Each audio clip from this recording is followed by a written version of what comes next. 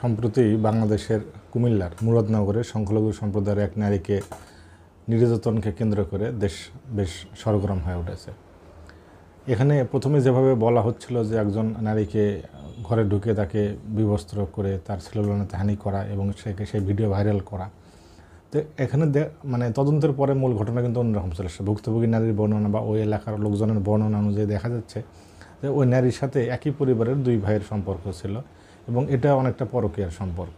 তো এই সম্পর্ককে কেন্দ্র করে কিন্তু তাদের মধ্যে সম্পর্কের অবনতি ঘটেছে বা ঘটনা যা ঘটার সেটা ঘটেছে। কিন্তু পরবর্তীতে দেখা যাচ্ছে যে কিছু কিছু মিডিয়া বা কারো কারণে এখানে বাংলাদেশের সবচেয়ে বড় রাজনৈতিক দল বিএনপিকে এখানে জড়ানোর চেষ্টা করা হচ্ছে তাদের ইমেজটা নষ্ট করার জন্য। আর মূলত এটাই মনে হবে যে এটা মনে হয় বিএনপির কোনো কর্মীর কাজ। আসলে কেউ যে দলেরই হোক সে কিন্তু আসলে মানে সন্ত্রাসের কোনো অপরাধের কোনো জাত ধর্ম থাকে না, কিন্তু এখানে মনে হচ্ছে যে উদ্দেশ্যমূলকভাবেই বিএনপিকে জড়ানো হচ্ছে জনমনের একটা বিভ্রান্তি সৃষ্টি করার জন্য এবং বিএনপির ইমেজটা নষ্ট করার জন্য। তো আমি মনে করি যারা বিএনপির সমর্থক আছেন বা যারা বিএনপির মিডিয়া সেলে কাজ করেন তাদের অবশ্যই উচিত এই সুষ্ঠু ঘটনাটা জনসমক্ষে তুলে আনা এবং এটা দেখানো যে এর সাথে আসলে বিএনপির কোনো সম্পর্ক নেই এবং বিএনপি এই সমস্ত অপরাধীকে কখনোই প্রশ্রয় দেয় না এবং তারা ছাড় দেয় না।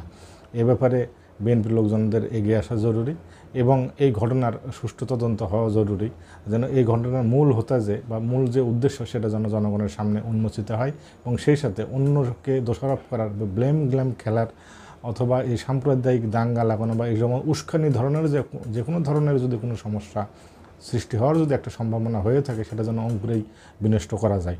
তো আমরা মনে করি যে বাংলাদেশের সবচেয়ে বৃহৎ রাজনৈতিক দল বিএনপি এ বিষয়ে ব্যাপক ভূমিকা রাখবে।